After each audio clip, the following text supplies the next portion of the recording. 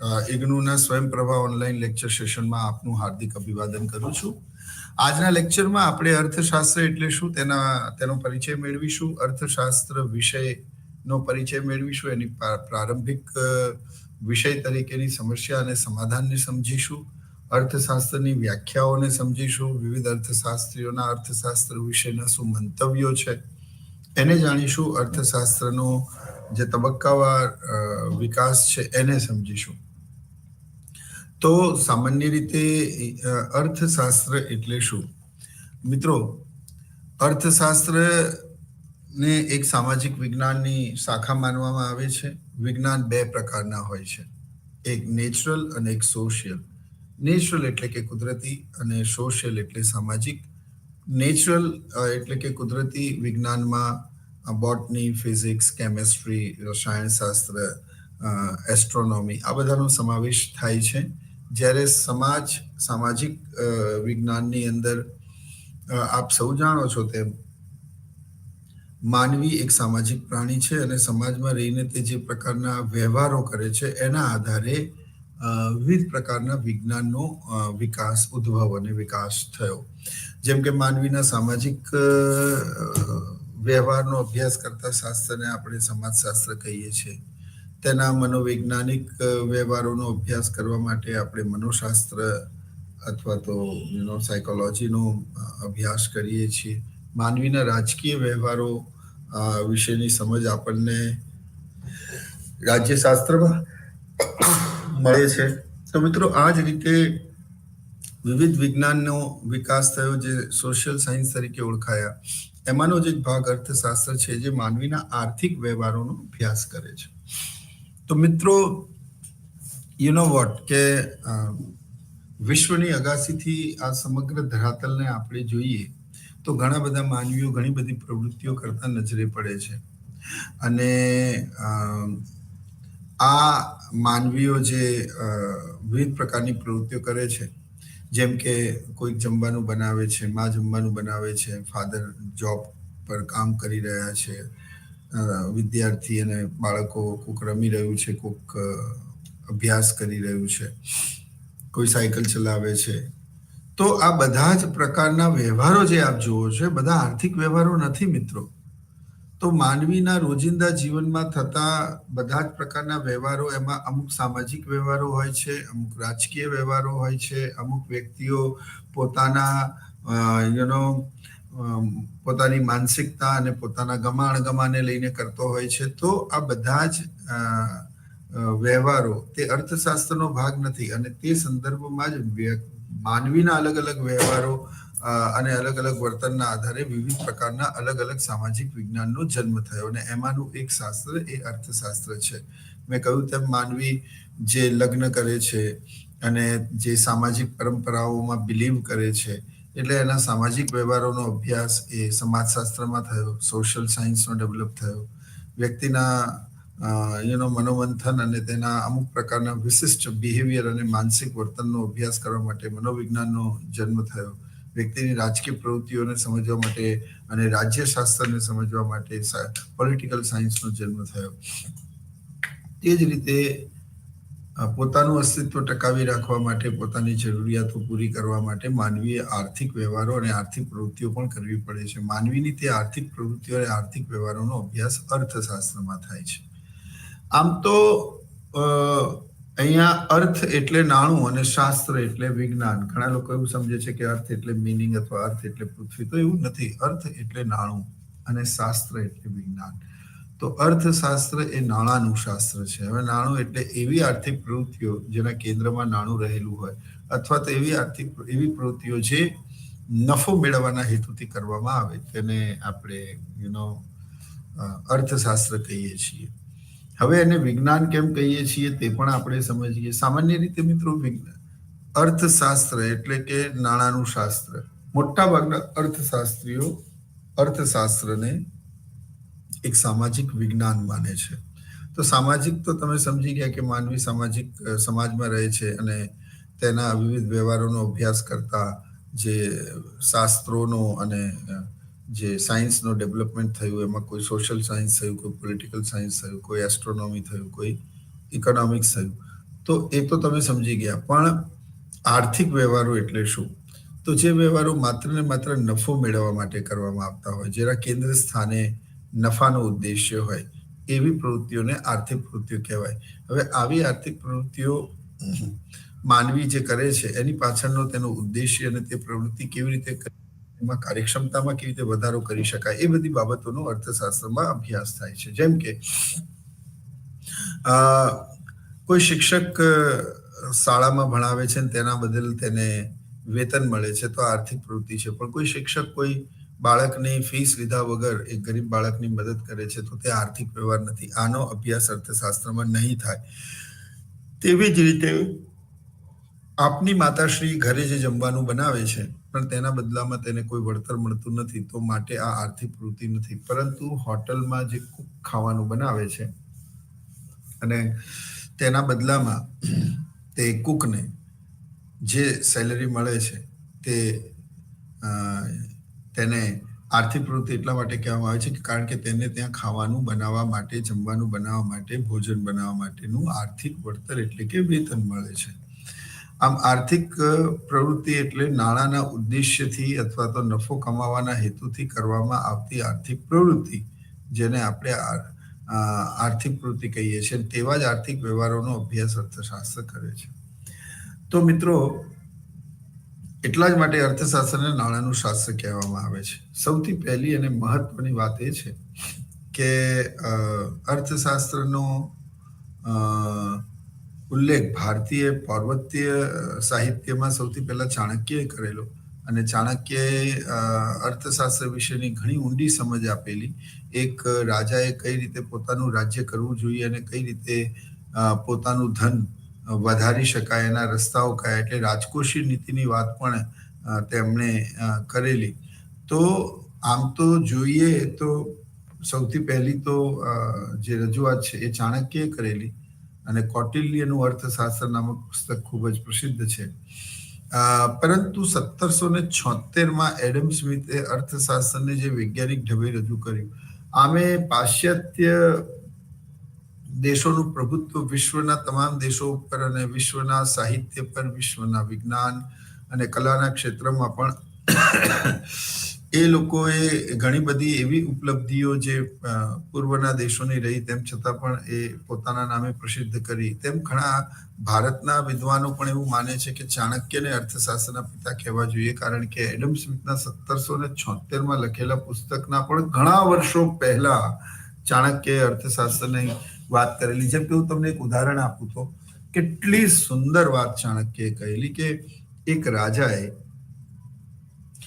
આટલી મોટી સેના અને વિવિધ પ્રકારના પ્રજાલક્ષી કાર્યક્રમો ને પૂર્ણ કરવા માટે આવકના સાધનો વધારવા જરૂરી છે, અને તેમાં કરવેરા નાખવા, કયા કયા નાખવા, કઈ રીતે નાખવા, અને તેનું કઈ રીતે આખું એનું વ્યવસ્થા તંત્ર ઊભું કરવું, એની સમજ પણ બોલો ચાણક્યએ આપેલી. અને તેમાં એમણે કેટલી સુંદર વાત કહેલી કે જે રીતે એક ભ્રમર કે એક મધુમાખી ફૂલમાંથી રસ લે છે, પરંતુ તે ફૂલની સુંદરતાને કે તેના અસ્તિત્વને બિલકુલ પણ નુકસાન કરતું નથી, અને ખબર પણ નથી પડતી, ને તેની પાસેથી ટેક્સ લેવામાં આવે છે, અને તેની સુંદરતા કે તેના અસ્તિત્વ પર કોઈ જોખમો ઊભા થતા નથી, અને પોતાનો મધપૂડો તૈયાર કરે છે.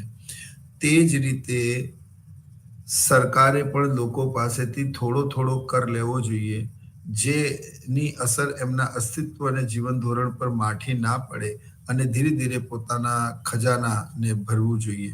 એકદમથી એને મોટા પાયા પર નાખવામાં આવેલા કરવેરા એ પ્રજા તેનો વિરોધ કરે છે, અને આવા કર નાખવાથી રાજા કે સત્તાની લોકપ્રિયતા પણ ઘટે છે.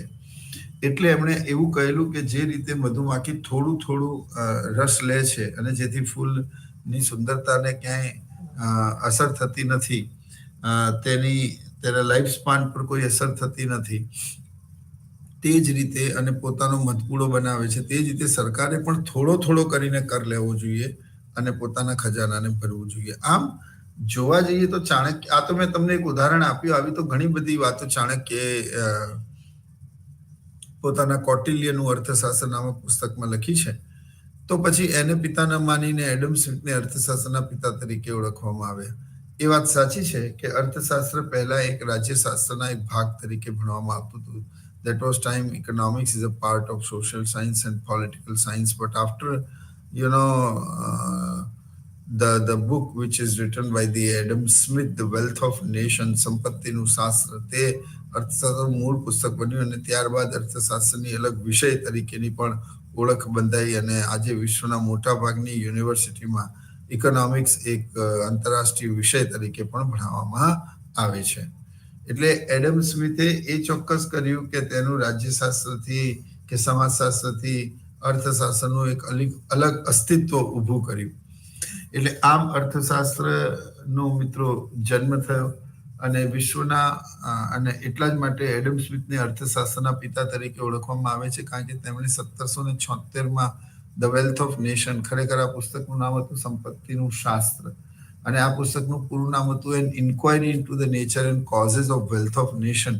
આ જ એવું પુસ્તક હતું જેમાં એડમ સ્મિથે અર્થશાસ્ત્રનું સૌથી પહેલા અર્થશાસ્ત્રની સાયન્ટિફિક વ્યાખ્યા આપેલી. આમ તો વ્યાખ્યા તો ચાણક્યએ તો આપેલી જ, પણ એમને વિવિધ મેથડો સમજાવેલી કે કેવી રીતે શાસન કરી શકાય, કેવી રીતે અર્થતંત્રને આગળ વધારી શકાય. પરંતુ તેની ઓથેન્ટિક રીતે જે રજૂઆત થઈ, સાયન્ટિફિકલી રજૂઆત થઈ, તે એડમ સ્મિથે પોતાના પુસ્તક ધ વેલ્થ ઓફ નેશન માં કરી અને તે બદલ જ તેમને અર્થશાસ્ત્રના પિતા તરીકે ઓળખવામાં આવે છે. મિત્રો, હવે આપણે ભણી ગયા તેમ અર્થ એટલે કે નાણું અને શાસ્ત્ર એટલે કે વિજ્ઞાન. ઘણા બધા માને છે અર્થ એટલે કે કોઈ પણ વસ્તુનું મીનિંગ, અને શાસ્ત્ર એટલે સાહિત્ય, પણ એવું નથી. અર્થશાસ્ત્ર નાણાંનું શાસ્ત્ર છે જે માનવીના નાણાકીય આર્થિક વ્યવહારોનો અભ્યાસ કરે છે. એડમ સ્મિથ અર્થશાસ્ત્રના પિતા તરીકે ઓળખાય છે. હવે આપણે આગળ જઈએ.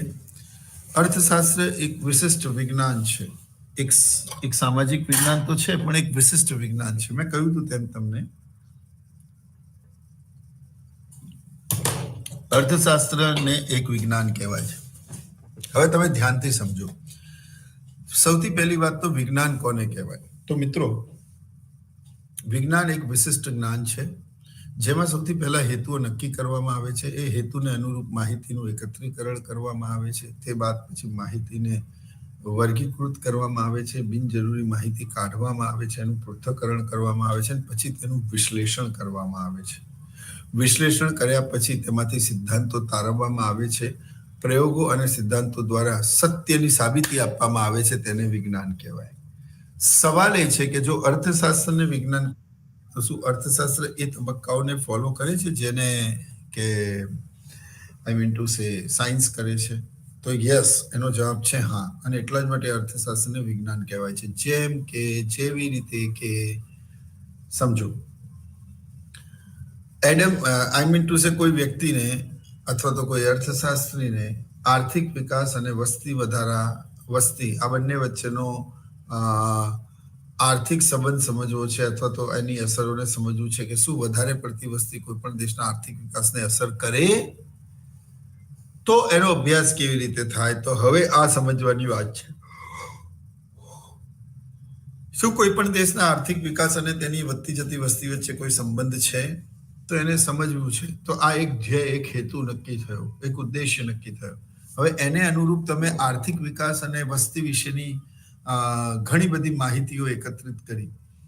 છેલ્લા અમુક વર્ષોની વસ્તીના ભારતના ડેટા, છેલ્લા અમુક વર્ષોની આર્થિક વિકાસના ભારતના ડેટા, એને તમે લઈ અને તમે એનું અવલોકન કરો છો. અને પછી એ સંપૂર્ણ ગહન અભ્યાસ બાદ તમે એક તારણ પર આવો છો કે yes, science is economics is also a science. હવે એ સાયન્સ કેવી રીતે છે? તો કે વસ્તી અને આર્થિક વિકાસનો સંબંધ નક્કી કરવો. એટલે અર્થશાસ્ત્રીએ ધ્યેય નક્કી કર્યો. ધ્યેય નક્કી કર્યા પછી એણે માહિતી એકત્રિત કરી. માહિતી એકત્રિત કર્યા પછી તેનું વર્ગીકરણ અને પૃથ્થકરણ કરવામાં આવ્યું. માહિતી એકત્રિત કરવામાં મિત્રો જ્યારે આવે ત્યારે બધી માહિતી તમારી જરૂરની હોતી નથી. એટલે જે બિનજરૂરી માહિતી છે, જે આપણને ડાયવર્સ કરે છે અથવા તો આપણા માટે કન્ફ્યુઝન ઊભું કરે છે, તો તે માહિતીને હટાવવી, દૂર કરવી, એને શું કહેવાય છે? પૃથ્થકરણ અથવા વર્ગીકરણ. સે ફોર એક્ઝામ્પલ, તમે એક I mean to say hotel ખોલવા માંગો છો અને તમે એનો અભ્યાસ એરિયાનો કરવા માટે બીજી આસપાસમાં કેટલી દુકાનો છે, તમે કેટલી હોટલો છે, તેઓ તમે સર્વે કર્યો અને સર્વે કર્યા બાદ તમે જે કંઈ પણ માહિતી ભેગી કરી, પણ એ માહિતીમાં ઘણી નોનવેજ હોટલો પણ હોય. હવે જે નોનવેજ હોટલો છે, તમે તો શુદ્ધ શાકાહારી ભોજન આપવાના, એટલે તમારી તો એની સાથેની કોઈ કોમ્પિટિશન જ નથી. એટલે અનનેસેસરી માહિતીને રાખવાથી જે કન્ફ્યુઝન ઊભું થાય તેને દૂર કરવું. જેમ કે તમે વસ્તી અને આર્થિક વિકાસ વચ્ચેના ડેટા નો અભ્યાસ જ્યારે કરતા હો, તો તમે છેલ્લા અમુક વર્ષોની આર્થિક વિકાસના અને છેલ્લા અમુક વર્ષોના વસ્તીના પણ ડેટા ભેગા કરશો કે આપણા દેશમાં વસ્તી આટલી હતી ત્યારે આર્થિક વિકાસનો દર આટલો હતો, આપણા દેશમાં વસ્તી આટલી થઈ આર્થિક વિકાસનો દર આટલો થયો. આવી કોન્ક્રીટ એવિડન્સ તમારે રજૂ કરવી પડે. તો સવાલ એ છે કે એ વિજ્ઞાન એટલા માટે છે કે જે બિનજરૂરી માહિતી છે એ બધી માહિતી તમે શું કરી દીધી? કાઢી દીધી, જે આપણા આઈ મીન ટુ સે આ પ્રોજેક્ટ માટે જરૂરી નથી. નહીતર એ શું થાય કે એ અલગ પ્રકારનું એક કન્ફ્યુઝન ઊભું કરે છે. તો મિત્રો વાત એમ છે કે અર્થશાસ્ત્રને એક વિશિષ્ટ વિજ્ઞાન એટલા માટે પણ માનવામાં આવે છે કે તમે વસ્તીના ડેટા કલેક્ટ કર્યા તો એમાં કુલ વસ્તી હોય એવું ના હોય. એમાં સ્ત્રીઓ કેટલી, પુરુષો કેટલા, બાળકો કેટલા, વૃદ્ધ કેટલા, યુવાનો કેટલા, શહેરી વસ્તી કેટલી, ગ્રામ્ય વસ્તી કેટલી, સાક્ષરતાનો દર કેટલો, એમાં જેન્ડર જે ઇક્વિલિબ્રિયમ છે GDI એનો દર કેટલો, દર 1000 પુરુષો સ્ત્રીઓની સંખ્યા કેટલી, દર અલગ અલગ શહેરો અને અલગ અલગ રાજ્યોનું પોપ્યુલેશન ડેન્સિટી કેટલું, એનો વૃદ્ધિ દર કેટલો, જન્મદરનો શું ટકાવારી છે, મૃત્યુદરની શું ટકાવારી છે, વગેરે વગેરે જેવી ઘણી બધી માહિતી એકત્રિત કરવી પડે. તે જ પ્રમાણે આર્થિક વિકાસમાં પણ ખેતી, ઉદ્યોગ અને સેવા ક્ષેત્રના ડેટા લેવા પડે, ક્યાં કેટલા ખર્ચા તે બધાની માહિતી લેવી પડે. પણ આ કામ તમે જેટલું સમજો છો એટલું સહેલું નથી. તમે જેટલું સમજો છો એટલું સહેલું નથી. એટલે પણ એ કહેવાનો મતલબ કે ઇકોનોમિક્સ પણ એ જ તબક્કાને ફોલો કરે છે જે તબક્કાને સાયન્સ ફોલો કરે છે. અને એટલા જ માટે પછી એ માહિતીનું વર્ગીકરણ કરી દીધું અને પછી તમે એ માહિતીના પૃથ્થકરણ પછી એના વિશ્લેષણ પછી એક સિદ્ધાંત તારો છો જે અર્થશાસ્ત્રમાં ખૂબ ફેમસ થાય છે, વસ્તી સંક્રમણનો સિદ્ધાંત. એટલે વધતી જતી વસ્તીની અર્થતંત્ર પર શું અસર હોઈ શકે તેના વિશે માલ્થસે ખૂબ સરસ સિદ્ધાંત આપ્યો, વસ્તી પિંજરનો, વસ્તી સંક્રમણનો સિદ્ધાંત. અને એ સિદ્ધાંત પરથી સાબિત થયું, yes there is a definitely a relation between economic development and science. એટલે કે પોપ્યુલેશન. તો મિત્રો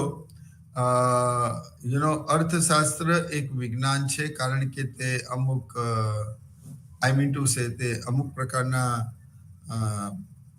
પાયા ઉપર કામ કરે છે, અમુક પ્રકારની મેથડ ઉપર કામ કરે છે, અમુક પ્રકારના સિસ્ટમની સાથે કામ કરે છે. એટલે મેં તમને કહ્યું તેમ બે પ્રકારના વિજ્ઞાન હોય ને, કુદરતી અને વિજ્ઞાન અને સામાજિક વિજ્ઞાન. તો કુદરતીમાં ફિઝિક્સ, બોટની, કેમિસ્ટ્રી, બાયોલોજી, ઝૂલોજી બધાનો સમાવેશ થાય, જ્યારે સામાજિક વિજ્ઞાનમાં અર્થશાસ્ત્ર, સમાજશાસ્ત્ર, રાજ્યશાસ્ત્ર વગેરેનો અભ્યાસ થાય. આમાં મનોવિજ્ઞાન પણ આવે. તો અર્થશાસ્ત્ર એક વિજ્ઞાન છે, બરાબર. જનરલી તો એવું જ પ્રવર્તે છે, પરંતુ ઘણા બધા અર્થશાસ્ત્રો, ખાસ કરીને યુગોસ્લાવિયાના, પછી રૂમાનિયાના, પછી લેટિન અમેરિકાના અને ઓસ્ટ્રેલિયાના અમુક પ્લેસીસમાં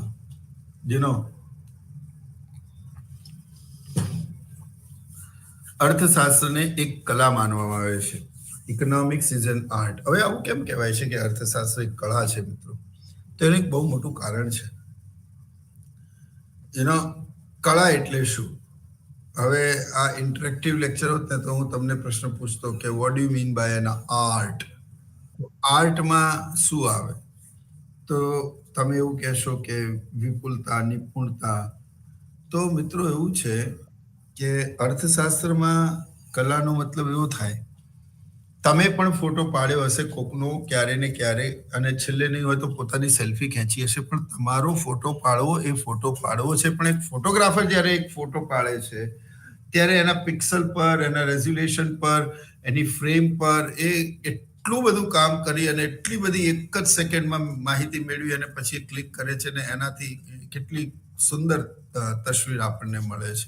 એટલે ફોટોગ્રાફી ઇઝ એન આર્ટ, એટલે સામાન્ય રીતે એવી સમજ છે કે કોઈ પણ કામને ખૂબ સારી અને વિશિષ્ટ રીતે કરવાની રીતને આપણે શું કહીએ છીએ? કળા કહીએ છીએ.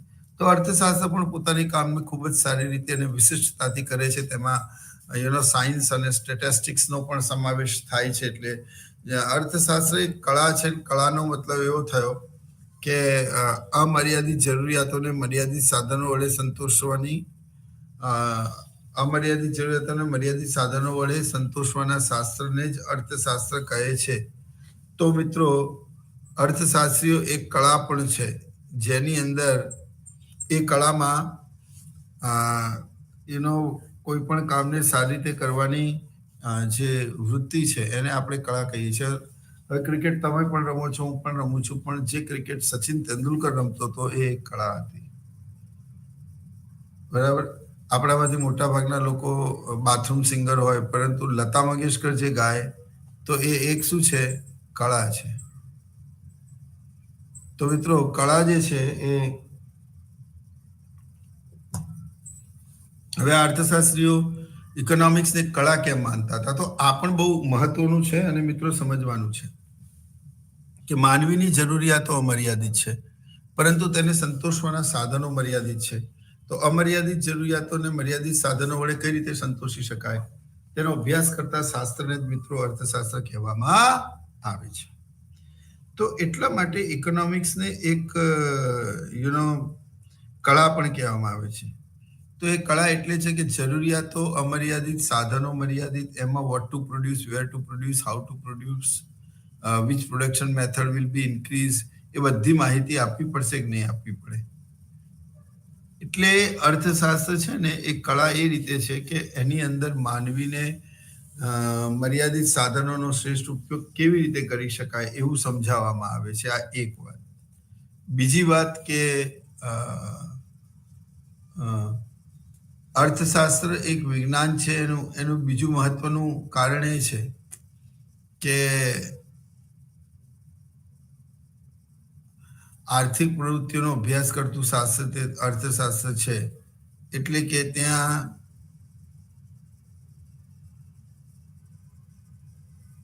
હવે અર્થશાસ્ત્ર વિશે તો મિત્રો ઘણા અર્થશાસ્ત્રીઓ પોતાના ઘણા મતો રજૂ કર્યા છે. એનો અભ્યાસ આપણે જોઈએ. સૌથી પહેલા એક બાજુ છે અર્થશાસ્ત્રીનું નામ, બીજું છે વર્ષ અને ત્રીજું તેમણે લખેલા પુસ્તકોનું નામ. તો અમર્યાદિત જરૂરિયાતોને મર્યાદિત સાધનો વડે સંતોષતા શાસ્ત્રને જ આપણે અર્થશાસ્ત્ર કહીએ છીએ. અને આ રીતે અર્થશાસ્ત્રને કલા તરીકે સ્વીકારવામાં આવ્યું. અને ત્યારબાદ જો તમે લિસ્ટમાં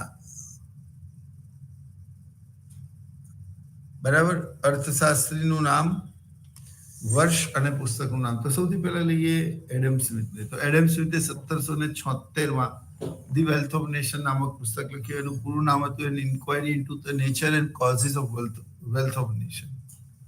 બરાબર. વ્યાખ્યાનો સારાંશ: અર્થશાસ્ત્ર સંપત્તિનું શાસ્ત્ર છે. અર્થશાસ્ત્ર શું છે? સંપત્તિનું શાસ્ત્ર છે. એવું કોણે કીધું? એડમ સ્મિથે. પણ સમજાયું 100 વર્ષો પછી કે આની અંદર ક્યાંય પણ બહુ વૈકલ્પિક દ્રષ્ટિ કલ્યાણની વાત નથી કરેલી. એટલે પ્રોફેસર માર્શલે 1890માં the principle of economics and ટેક્સેશનમાં આ ખ્યાલ રજૂ કર્યો હતો. અને તેમણે અર્થશાસ્ત્રની સૌથી પહેલી સાયન્ટિફિક વ્યાખ્યા પણ આપેલી. પછી આલ્ફ્રેડ માર્શલે એવું કહેલું કે તેમના પુસ્તકમાં કે અર્થશાસ્ત્ર કલ્યાણનું શાસ્ત્ર છે. એટલે કે એમના મતે એવું હતું કે રોટલી સોનાની હોય, લાડુ સોનાના હોય, પણ આપણે તેને ખાઈ શકતા નથી. એટલે માનવીઓ મહત્વના છે, એનો વિકાસ એમના અંદર શૈક્ષણિક અને કૌશલ્યની જાણકારી હોવી જરૂરી છે. then and then only it can be reflected. એટલે અર્થ એ છે છોકરાઓ કે આલ્ફ્રેડ માર્શલે 1890માં પોતાની આપેલી વ્યાખ્યામાં એડમ સ્મિથના સંપત્તિના શાસ્ત્રની વ્યાખ્યાને થોડું ક્રિટિસાઇઝ કર્યું છે અને એવું કીધું છે કે એડમ સ્મિથની વ્યાખ્યા અધૂરી છે અને એમણે જે આઈ મીન ટુ સે વ્યાખ્યાનો સાર આપ્યો એમના મતે economics the principle of economics અને પ્રોફેસર આલ્ફ્રેડ માર્શલે 1890માં આ પુસ્તક લખ્યું હતું. હવે જો એ પછી ત્રીજું છે વ્યાખ્યાનો સારાંશ.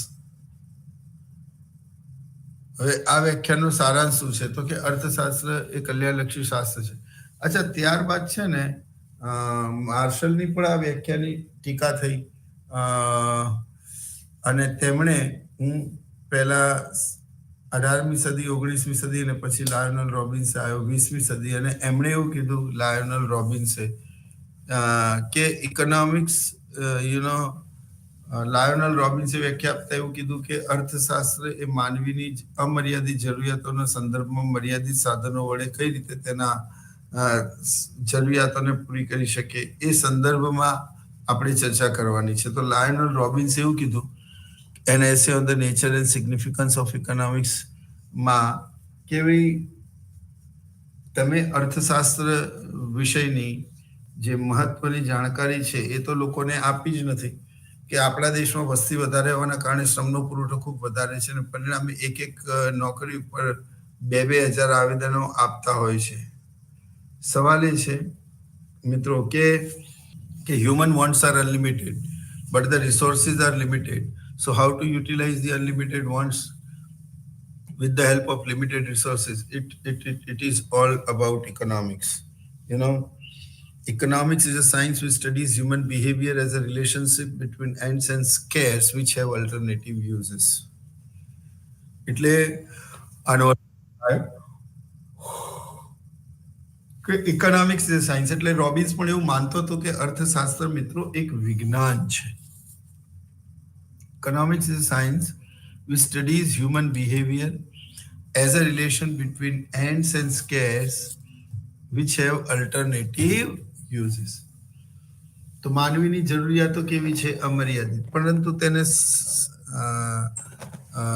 સેટિસ્ફાઈડ કરવાના જે સાધનો છે જમીન, મૂડી, શ્રમ અને નિયોજક એ કોઈ પણ રાષ્ટ્ર પાસે મર્યાદિત છે, ઓછા પ્રમાણમાં છે. તો લાયોનલ રોબિન્સે આર્થિક વિકાસની જે વ્યાખ્યા આપી છે એ વ્યાખ્યામાં એમણે એવું કીધું છે કે economics is a science which studies human behavior as a relationship between ends and scarce which have alternative uses. And not only that, એમણે આગળ પણ એવું કહ્યું છે કે resources undoubtedly having a I mean to say they are in scarce but they having a alternative uses. Say for example, if I am having a piece of land, મારી પાસે જમીનનો ટુકડો છે તો હું એ જમીનના ટુકડા ઉપર હોસ્પિટલ બનાવી શકું, એના ઉપર મોલ બનાવી શકું, એના ઉપર હું ખેતી કરી શકું, હું એના ઉપર આઈ મીન ટુ સે એક સરસ મજાનું નાનું મોટું એક માર્કેટ ખોલી શકું અથવા તો હું એના ઉપર કોઈ સ્કૂલ બનાવી શકું. હવે અહીંયા મારી પાસે કેટલા બધા ઓપ્શન્સ છે પણ મારી જમીનનો ટુકડો મર્યાદિત છે. તો આમાંથી which option is the best? We have to choose it. આમાંથી કયું આઈ મીન ટુ સે શ્રેષ્ઠ છે આપણે પસંદ કરવું પડે છે. એટલા માટે જ અર્થશાસ્ત્રને પસંદગીનું શાસ્ત્ર પણ કહેવામાં આવે છે. Economics is Economics is a science of scarcity and choice. જો વ્યાખ્યાનો સારાંશ નીચે આપેલો છે કે અર્થશાસ્ત્ર તે અછતલક્ષી અને પસંદગીનું શાસ્ત્ર છે. એ પ્રોફેસર સેમ્યુલસન 1947માં તેમણે કોઈ પુસ્તક લખી નથી, પરંતુ પોતાના રિસર્ચ પેપરમાં સેમ્યુલસને અર્થશાસ્ત્ર વિશે ઘણી બધી માહિતી આપી છે અને પ્રોફેસર સેમ્યુલસન એ અર્થશાસ્ત્રમાં ખૂબ જ મહત્વના અર્થશાસ્ત્રીઓમાંનું એક નામ છે.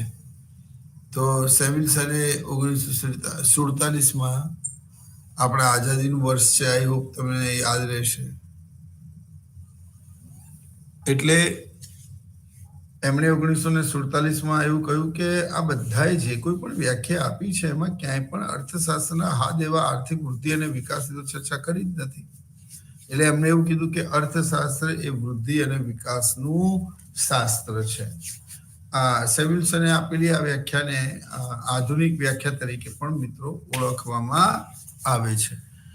તો દરેક અર્થશાસ્ત્રીઓના પોતપોતાના વિચારો અલગ અલગ હતા. કોઈક એવું કહ્યું કે અર્થશાસ્ત્ર તે સંપત્તિનું શાસ્ત્ર છે, કોઈક એવું કીધું કે અર્થશાસ્ત્ર કલ્યાણલક્ષી શાસ્ત્ર છે, કોઈક એવું કીધું કે અર્થશાસ્ત્ર તે પસંદગીનો અછતલક્ષી શાસ્ત્ર છે, અને કોઈક એવું કીધું અર્થશાસ્ત્ર આર્થિક વૃદ્ધિ અને વિકાસનું શાસ્ત્ર છે. બરાબર. તો આમ અલગ અલગ અર્થશાસ્ત્રીઓ અર્થશાસ્ત્રની અલગ અલગ વ્યાખ્યાઓ આપી છે. એમાંથી કોમન વ્યાખ્યા બ્રિટિશ અને અમેરિકન ઇંગ્લિશે ખાસ કરીને એડોપ્ટ કરી અને આજે વિશ્વના તમામ દેશો તે ભાષા બોલે છે. તો મિત્રો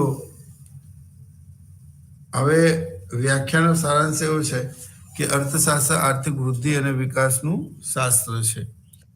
તો એમણે એમ કીધું કે ગ્રોથ અને ડેવલપમેન્ટની તો કોઈ વાત જ નથી કરી.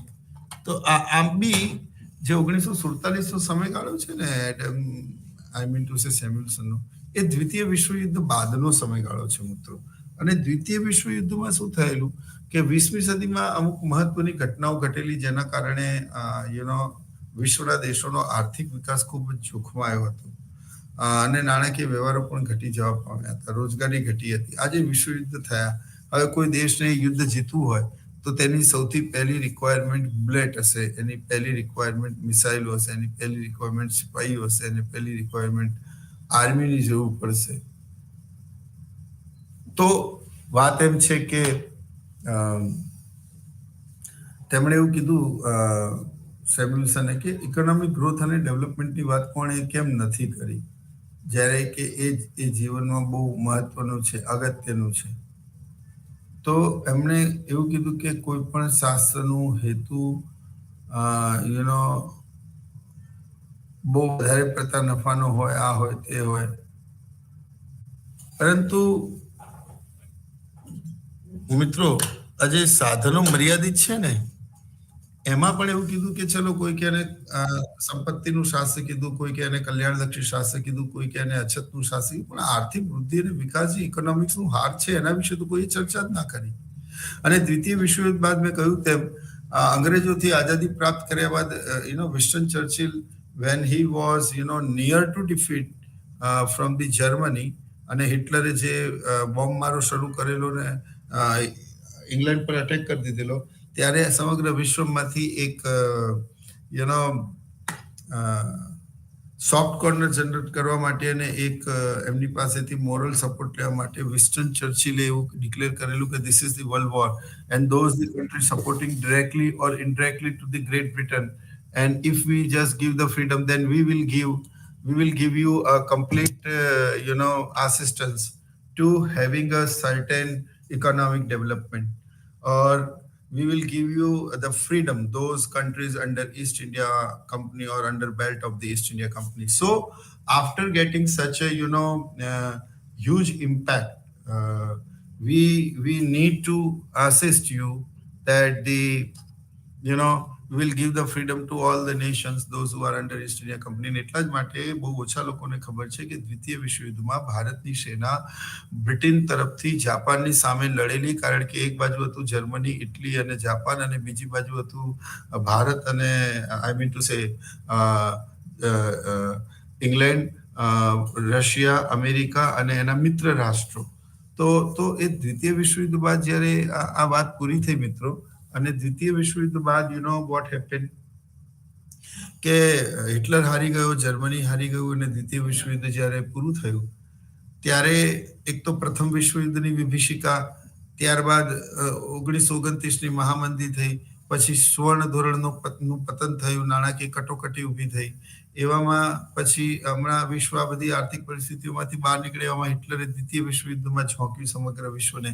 એટલે ઉપરી જે 20મી સદીમાં આ બધી ઘટનાઓ ઘટી, એના કારણે વિશ્વના દેશો નું એકમાત્ર હવે ઉદ્દેશ્ય હતો કે બહુ બરબાદી થઈ ગઈ, વેપાર ખોરવાઈ ગયો, આર્થિક વ્યવહારો ઓછા થઈ ગયા, વેપાર ઓછો થઈ ગયો, માળખાગત સુવિધાઓ અને ઇન્ફ્રાસ્ટ્રક્ચરને યુદ્ધના કારણે નુકસાન થયું.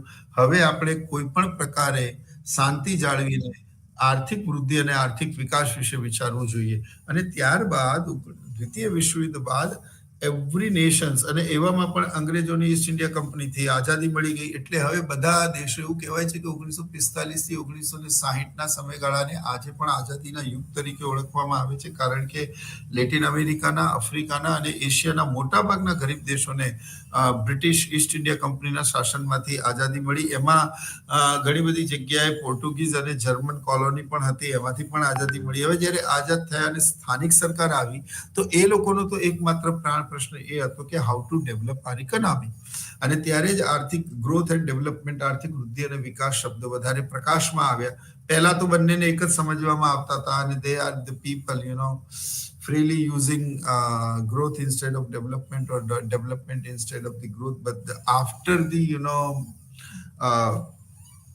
economic survey of the I mean to say Srimati Ursula Hicks, she was the first lady economist who distinguished between growth and development in a good manner. And according to her, the growth is a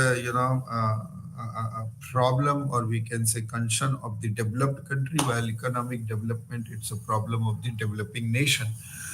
અને ત્યારે આ આર્થિક વૃદ્ધિ અને વિકાસની વાત આવી ત્યારે પોતાના એક રિસર્ચ પેપરમાં 1947માં સેમ્યુઅલ્સને એવું કહ્યું કે યાર, અર્થશાસ્ત્રનો જે હાર્દ છે, એનું જે પાયાની બાબત છે કે કોઈ પણ રાષ્ટ્રના આર્થિક વૃદ્ધિ અને વિકાસમાં વધારો કરવો, એની તો કોઈ ચર્ચા એડમ સ્મિથે કે આલ્ફ્રેડ માર્શલે કે લાયોનલ રોબિન્સે કરી જ નથી પોતાની વ્યાખ્યામાં. આમ એમણે પોતાના પુસ્તક અને અલગ સિદ્ધાંતોમાં ચોક્કસ એ બધી વાતો કરી છે, પણ આપણે જ્યારે અર્થશાસ્ત્રની વ્યાખ્યાની વાત કરીએ ત્યારે ક્યાંય પણ આ લોકોની વ્યાખ્યામાં એ મેન્શન નથી economic growth and economic development. And that's why સેમ્યુઅલ્સને એના ઉપર પ્રકાશ નાખ્યો અને એવું કહ્યું કે અર્થશાસ્ત્ર તો એ આર્થિક વૃદ્ધિ અને વિકાસનું શાસ્ત્ર છે, કારણ કે ઇકોનોમિક્સનો અલ્ટિમેટ ગોલ તો એ જ હોવો જોઈએ કે how two increase the growth and development of the any economy, અને તેનાથી સમગ્ર વિશ્વનું કલ્યાણ કેવી રીતે વધે તે આપણે જોવું જોઈએ. એટલે આર્થિક વૃદ્ધિ અને આર્થિક વિકાસનું તે શાસ્ત્ર છે. આમ ઇકોનોમિક્સ વિશે અલગ અલગ અર્થશાસ્ત્રીઓ પોતાના વિચારો રજૂ કર્યા, પરંતુ અર્થશાસ્ત્ર એક વિષય તરીકે આપણે સમજીએ તો અર્થશાસ્ત્ર માનવીના આર્થિક વ્યવહારોનો અભ્યાસ કરે છે. હવે આપણે એવું પણ ભણી ગયા છે કે આર્થિક વ્યવહારો એટલે એવા જ વ્યવહારો જે વ્યવહારો આઈ મીન ટુ સે નફો મેળવવાના ઉદ્દેશ્યથી કરવામાં આવતો હોય, જે વ્યવહારો નો એકમાત્ર હેતુ નાણું પ્રાપ્ત કરવા અથવા તો નફો કમાવાનો હોય, કારણ કે માનવીના બધા વ્યવહારો આર્થિક હોતા નથી, અને એટલે જ માટે મેં કહ્યું કે અલગ અલગ વિજ્ઞાન અલગ અલગ વ્યવહારોનો અભ્યાસ કરે છે. અર્થશાસ્ત્ર વિજ્ઞાન અને કળા બંને છે. જેમ કે જો કે મોટાભાગના અર્થશાસ્ત્રી તો અર્થશાસ્ત્રને એક વિજ્ઞાન જ માને છે, પરંતુ મેં કહ્યું તેમ કે ખાસ કરીને દક્ષિણ પૂર્વ યુરોપના દેશો એવું માનતા હતા કે ભાઈ અર્થશાસ્ત્ર એ વિજ્ઞાન નહીં પરંતુ તે કળા છે, કારણ કે માનવીની જરૂરિયાતો અમર્યાદિત છે અને તેને સંતોષવાના સાધનો સીમિત છે. તો અમર્યાદિત જરૂરિયાતોને મર્યાદિત સાધનો વડે કઈ રીતે સંતોષી શકાય તેનો અભ્યાસ કરતા શાસ્ત્રને જ અર્થશાસ્ત્ર કહેવામાં આવે છે, એ માટે તે કળા છે. એટલે અર્થશાસ્ત્રને મોટા ભાગના અર્થશાસ્ત્રી તો વિજ્ઞાન માનતા હતા, પણ અમુક લોકો તેને કળા પણ માનતા હતા. મિત્રો, પછી માનવીની અમર્યાદિત જરૂરિયાતોને વૈકલ્પિક ઉપયોગ ધરાવતા મર્યાદિત સાધનો વડે સંતોષતા શાસ્ત્રને આપણે અર્થશાસ્ત્ર કહીએ છીએ, અથવા એને કહેવાય છે. તો માનવીની જરૂરિયાતો મિત્રો અમર્યાદિત છે. એનો અર્થ એવો થાય કે માનવીનું મન ચંચળ છે. Man is a bundle of a desire, અને એની ઈચ્છાઓનો કોઈ અંત નથી. એક ઈચ્છા ત્યાં સંતોષાય ત્યાં બીજી ઉદ્ભવે છે. જેમ કે માનવી પાસે પહેલા કશું ના હોય ત્યારે એને એવું થાય એક સાયકલ હોય, સાયકલ આવી જાય પછી એને એવું થાય કે એક એક્ટિવા કે બાઇક હોય, તે આવી ગયા પછી તેને એવું થાય કે મારી પાસે એક કાર હોય, કાર પણ આવી ગયા પછી મારા ઘરે આ વસ્તુની જરૂર છે, આ જરૂર છે. એમ કરી અને પછી કાર કે મોબાઈલ એ જૂનો થઈ ગયો, આપણે નવો લેવાનો. વ્યક્તિની જરૂરિયાતોનો ક્યારેય પણ કોઈ અંત નથી, તે સતત ઉદ્ભવ્યા કરે છે. તો જરૂરિયાતો અમર્યાદિત છે, પરંતુ તે જરૂરિયાતોને જે ચીજ વસ્તુઓને સેવાઓ વડે તે જરૂરિયાતો સંતોષાય છે, તે ચીજ વસ્તુઓને સેવાઓનું ઉત્પાદન કરતા 4 સાધનો જમીન, મૂડી, શ્રમ અને નિયોજક તે કોઈ પણ રાષ્ટ્ર પાસે મર્યાદિત પ્રમાણમાં છે. અને એટલા જ માટે સમસ્યા ઉદ્ભવે છે. તે જ સમસ્યાનો અભ્યાસ અર્થશાસ્ત્રમાં કરવામાં આવે છે મિત્રો. તો માનવીની જરૂરિયાતો અમર્યાદિત છે. હવે અમર્યાદિત જરૂરિયાતો થવાના ઘણા બધા કારણ. એક તો મેં તમને કહ્યું કે માનવીનું મન ચંચળ છે. બીજું કારણ એ છે કે વસ્તી દિવસે ને દિવસે વધી રહી છે અને જરૂરિયાતો અસીમિત હોવાનું મહત્વનું કારણ એ છે કે ન કેવલ વસ્તી વધી છે, ન કેવલ વ્યક્તિ માનસિક રીતે ફ્રી થયો છે, પરંતુ યુ નો વોટ કે અમર્યાદિત જરૂરિયાતોને મર્યાદિત સાધનો વડે કઈ રીતે સંતોષી શકાય તેનો અભ્યાસ કરતા શાસ્ત્રને જ અર્થશાસ્ત્ર કહેવામાં આવે છે. હવે એ જરૂરિયાતો એટલા માટે અમર્યાદિત છે. હવે અમર્યાદિત જરૂરિયાતોની સામે જો સાધનો પણ અમર્યાદિત હોત ને તો સમસ્યા જ નહોતી. તો અર્થશાસ્ત્ર જ કદાચ ના હોત. હું અહીંયા તમને ભણાવતો ના હોત. May be I will be in a different field and you might be studying a different subject. But જરૂરિયાતો અમર્યાદિત છે, પણ સાધનો મર્યાદિત છે. હવે સાધનો મર્યાદિત હોત ને એની સામે જરૂરિયાતો પણ મર્યાદિત હોત તો પણ સમસ્યા નથી થતી. પણ હકીકતમાં શું છે, માનવીની જરૂરિયાતો તો અમર્યાદિત છે, પરંતુ તેને સંતોષવાના સાધનો પાછા મર્યાદિત છે. અને એટલા જ માટે સમસ્યા ઊભી થાય છે કે શેનું ઉત્પાદન કરવું, what to produce, for whom to produce, where to produce, what will be the price, how to increase the productivity, how to distribute it, how to. તો આ જે બધા પ્રશ્નો છે ને ડબલ્યુ અને એચ ના એ જે ઉદ્ભવે છે એને અર્થશાસ્ત્રના પાયાના પ્રશ્નો કહેવાય છે. અને તે સેન્ટ્રલ પ્રોબ્લેમ ઓફ ઇકોનોમિક્સ અને તેનો અભ્યાસ અર્થશાસ્ત્રમાં થાય છે. હવે જો જરૂરિયાતો અમર્યાદિત ની સામે સાધનો પણ અમર્યાદિત હોત તો શેનું પ્રોડક્શન કરવું, કેટલા પ્રમાણમાં કરવું કે નહીં કરવું, કિંમત શું રાખવી, આ બધા પ્રશ્નો જ ના થાત તો પછી તો અર્થશાસ્ત્રનો એક વિષય વસ્તુ જ કદાચ ના હોત. તો માનવીની જરૂરિયાતો અમર્યાદિત છે અને તેને સંતોષવાના સાધનો મર્યાદિત છે. આ વૈકલ્પિક ઉપયોગ ધરાવે છે એ પણ આપણે વાત કરી. એટલે ઉપલબ્ધ તમામ પ્રકારના વિકલ્પમાંથી શ્રેષ્ઠ વિકલ્પ કયો તે આપણે પસંદ કરવો પડે. જેની ચર્ચા પણ મેં હમણાં કરી મિત્રો, કે જેમ કે હું એક જમીનના ટુકડા ઉપર ખેતી કરી શકું, હોટલ બનાવી શકું, મોલ બનાવી શકું, જીમ ખોલી શકું, સ્કૂલ બનાવી શકું. મારે શું કરવું જોઈએ? તમે એમ કહો સ્કૂલ બનાવવી જોઈએ, તો સ્કૂલમાં પણ એ બોયઝ કે ગર્લ્સ અથવા તો કો એજ્યુકેશન બનાવવું જોઈએ જો ફરી પસંદગી કરવી પડે. પછી એમાં પણ તમે એવું કીધું કે ના કો એજ્યુકેશન હોય તો તમે એવું કહો કે સવાર પાળી હોવી જોઈએ કે બપોર પાળી હોવી જોઈએ, એનો ટાઈમિંગ શું હોવું જોઈએ. તમે નક્કી કરો કે ચલો મોર્નિંગ શિફ્ટ છે. પછી બી સમસ્યા હોય કે તમે ઇંગ્લિશ મીડિયમ સ્કૂલ રાખવા માંગો છો કે ગુજરાતી મીડિયમ, તો તમે એવું નક્કી કર્યું કે બંને મીડિયમ. એના પછી પણ ચોઈસ હોય કે ગુજરાત બોર્ડ ભણવું છે કે સીબીએસઈ બોર્ડ ભણવું છે. તો આવા દરેક તબક્કે તમારે નિર્ણયો લેવા પડે છે અને તે નિર્ણયો લેવામાં અર્થશાસ્ત્ર તમને મદદ કરે છે, જેથી તમે તમારી ન કેવલ એફિશિયન્સી વધારી શકે, પરંતુ તમે જે ધન સંપત્તિ કેવી રીતે વધારી શકો અને વધેલી ધન સંપત્તિની ક્યાં કઈ રીતે વ્યવસ્થા કરી શકો તે બધાનો અભ્યાસ અર્થશાસ્ત્રમાં આપવામાં આવે છે મિત્રો. એટલે જરૂરિયાતો મર્યાદિત છે, પરંતુ સાધનો મર્યાદિત છે, પરંતુ સાધનોનો ઉપયોગ વૈકલ્પિક છે અને એટલા જ માટે આ ઉપલબ્ધ તમામ વિકલ્પોમાંથી શ્રેષ્ઠ વિકલ્પ કયો એ પસંદ કરવું પડે છે. તે પસંદ કરવામાં અર્થશાસ્ત્ર તમને મદદ કરે છે મિત્રો. બરાબર. બીજું, અર્થશાસ્ત્ર તે અછતલક્ષી શાસ્ત્ર છે. અછતલક્ષી શાસ્ત્રનો મતલબ કે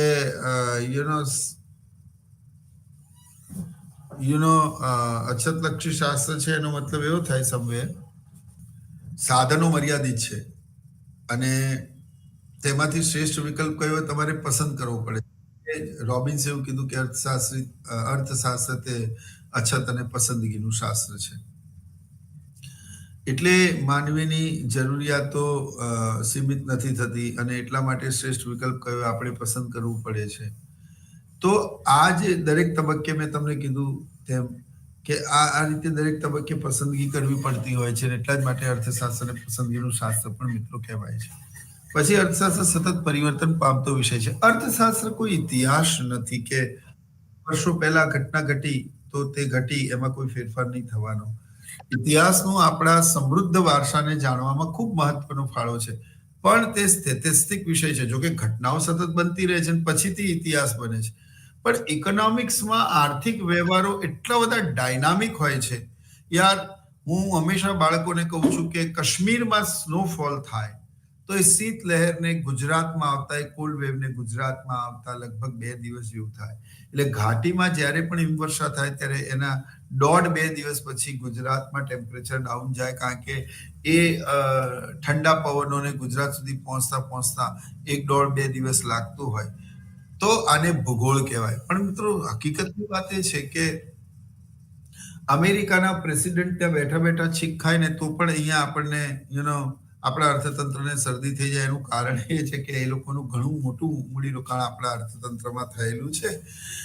એટલે એટલો સેન્સિટિવ વિષય છે કે ત્યાંના શેર માર્કેટમાં સહેજ પણ ફેરફાર થાય તો બહુ જ આંખની પલક ઝપકતાની સાથે, એટલે હવે તો ઇન્ટરનેટથી બધું કનેક્ટેડ છે, અને એ ડાઉનફોલ, એ ક્રાઇસિસ, એની ઇમ્પેક્ટ તરત જ મુંબઈના દલાલ સ્ટ્રીટ ઉપર થાય અને અહીંયાના શેર માર્કેટ ઉપર થાય. એટલે એટલું બધું sensitive I mean to say એક સબ્જેક્ટ છે ઇકોનોમિક્સ. એટલે વ્યક્તિ, સમાજ અને રાષ્ટ્રની આર્થિક સંપત્તિ ઉપરાંત આર્થિક વિકાસ અને આર્થિક વૃદ્ધિમાં વધારો કઈ રીતે કરી શકાય તેનો અભ્યાસ અર્થશાસ્ત્રમાં થાય છે. ત્યારબાદ માનવ અને સમાજ કલ્યાણમાં વધારો કરવાના પ્રયત્નો અર્થશાસ્ત્ર કરે છે. માનવ અને સમાજ કલ્યાણમાં વધારો કરવાના પ્રયત્નો અર્થશાસ્ત્ર કરે છે. અર્થશાસ્ત્ર હંમેશા એવું વિચારે છે કે how to lift the standard of the living of the society or the people. એ લોકોની સમૃદ્ધિમાં, એ લોકોના વૈભવમાં, એ લોકોના જીવન ધોરણમાં કેવી રીતે વધારો કરી શકાય તેનું સતત કામ અર્થશાસ્ત્ર કરતું હોય છે. એટલા જ માટે અર્થશાસ્ત્રને આઈ મીન ટુ સે ઇકોનોમિક્સને એક સ્પેસિફિક સબ્જેક્ટ માનવામાં આવે છે, કારણ કે દરેક પ્રવૃત્તિનો અલ્ટિમેટ ગોલ તો આઈ મીન ટુ સે એ પોતાના ધન સંપત્તિમાં વધારો કરવાનો અને પોતાની આર્થિક સંપત્તિ અને લિબર્ટીને મેન્ટેન કરવાનો વગેરે હોય છે. બરાબર. તો આજે કોઈ પણ વ્યક્તિ કે સમાજ, રાષ્ટ્રની સંકલ્પના અર્થશાસ્ત્ર વગર શક્ય નથી, કારણ કે દરેક માનવીએ કમાવું તો પડે છે. તમે એવું કહો કે સર એક કવિનો શું અર્થશાસ્ત્ર સાથે સંબંધ? અરે યાર, કવિ ભલે કવિતા લખતો હોય, નવલકથાકાર ભલે નવલકથા લખતો હોય, પરંતુ એ લોકોને બી કમાવું તો પડશે ને, ખાવું તો પડશે ને. ખાવા માટે એ લોકોને કમાવું પડશે, અને કમાવાની પ્રવૃત્તિને આર્થિક પ્રવૃત્તિ કહેવાય છે. એ લોકો ફ્રીમાં તો નવલકથાકાર હોય કે ગમે તે હોય લેખક, ફ્રીમાં તો લખીને ના આપે, એટલે એની ફીસ લેતો હોય છે. તો આમ કોઈ પણ વ્યક્તિ, સમાજ કે રાષ્ટ્રની સંકલ્પના અર્થશાસ્ત્ર વગર શક્ય નથી. ફાઇન. તો આ અર્થશાસ્ત્રની ઓવરઓલ માહિતી છે, જે એકવાર ફરી સમજીએ કે અર્થશાસ્ત્ર માનવીના આર્થિક વ્યવહારનો અભ્યાસ કરે છે. અર્થશાસ્ત્ર વિજ્ઞાન અને કળા બંને છે. એટલે વિજ્ઞાન અને કળા બંને છે. તો મિત્રો,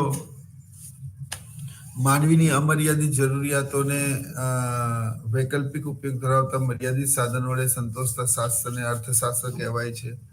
માનવીની જરૂરિયાતોનો કદે કોઈ અંત નથી, મેં તમને કહ્યું. અને સાધનોનો વૈકલ્પિક ઉપયોગ એટલે કરતા વધારે ઉપયોગ છે. મેં હમણાં તમને કહ્યું કે જમીનનો જે રીતે ઉપયોગ થાય છે તેના ઉપર ઘણા બધા વિકલ્પો અવેલેબલ હોય, પરંતુ સાધનો સીમિત હોવાના કારણે આપણે કોઈ એક જ હેતુ માટે ઉપયોગ કરી શકીએ, અને ત્યારે આપણે બીજા બધા I mean to say opportunity છે એને આપણે શું કરવી પડે? જતી કરવી પડે. ફાઇન. તો અર્થશાસ્ત્ર તે અછતલક્ષી શાસ્ત્ર છે, અને એટલા જ માટે હું સિલેક્ટેડ અને selective I mean to say સાધનો હોવાથી આપણે નક્કી કરવું પડે છે કે કઈ વસ્તુનું કેટલા પ્રમાણમાં ક્યાં ઉત્પાદન કરવું અને એની કિંમત શું રાખવી. અર્થશાસ્ત્ર તમે જાણો છો તેમ સતત પરિવર્તન પામતો વિષય છે. એટલે કે હું તમારો 1 કલાકનો લેક્ચર લઉં તો એમાં તો રાષ્ટ્રીય આવક, માથાદીઠ આવક, આપણું ટોટલ દેવું અને તમામ પ્રકારના ફિલ્ડમાં નોંધપાત્ર પરિવર્તન આવે છે. એટલે મિત્રો અર્થશાસ્ત્ર એ સતત પરિવર્તન પામતો વિષય છે, બદલાતો વિષય છે.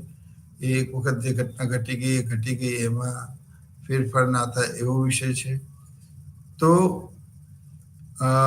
ફેરફાર ના થાય, ફેરફાર થાય છે. હું તમને અહીંયા ભણાવું છું એમાં તો 1 કલાકમાં કેટલા બધા ડેટા બદલાઈ ગયા છે. શેર માર્કેટથી લઈને ઉત્પાદનથી લઈને તમામ પ્રકારના. એટલે ઇકોનોમિક્સ એક ડાયનામિક સબ્જેક્ટ છે which is keeps on going. એટલે એમાં આઈ મીન ટુ સે પરિવર્તનશીલ વિષય છે. એટલે ઘટનાઓ, આર્થિક ઘટનાઓ પણ સતત બનતી હોય છે અને તેની અર્થતંત્ર પર શું અસરો થાય છે તે પણ જોવામાં આવે છે. અને જેમ જેમ દિવસો વધારે આઈ મીન ટુ સે સારા આવી રહ્યા છે, તેમાં એક સંકલ્પના એવી છે કે સમગ્ર વિશ્વના દેશોનો આર્થિક વિકાસનો દર મોટા ભાગે વધવા પામ્યો છે, ખાસ કરીને કોવિડ પછીના સમયમાં. એટલે દરેક વ્યક્તિએ પોતાના અસ્તિત્વને ટકાવી રાખવા માટે કમાવું પડે, નાણાં પ્રાપ્ત કરવા પડે પોતાની જરૂરિયાતોને સંતોષવા માટે. અને એટલા જ માટે કે વ્યક્તિ આર્થિક પ્રવૃત્તિઓ કરવી પડે છે. જ્યારે વ્યક્તિ આર્થિક પ્રવૃત્તિ કરે છે ત્યારે મિત્રો તે પ્રવૃત્તિનો અભ્યાસ અર્થશાસ્ત્રમાં થાય છે. તો અહીંયા આ તમારો અર્થશાસ્ત્રનો પરિચય પૂરો થયો. I hope you enjoyed a lot and you get a good information about economics. આવતા લેક્ચરમાં આપણે આનાથી આગળના ટોપિકની ચર્ચા કરીશું. ત્યાં સુધી મને અનુમતિ આપો, આપણે ફરી ઓનલાઈન સ્વયંપ્રભાના ઇગ્નુના આ પોર્ટલના સેશનમાં ચોક્કસ મળીશું. જય હિન્દ.